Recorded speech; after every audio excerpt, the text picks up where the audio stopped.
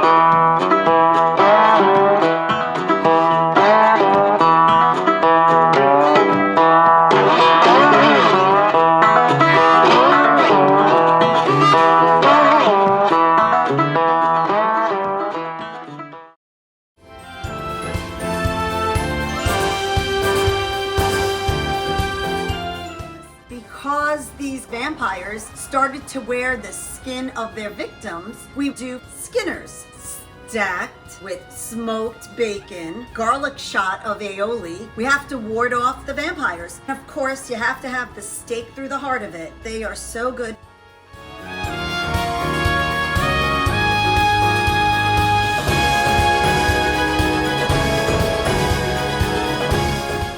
KitchAnnette, a little kitchen with a lot of flavor.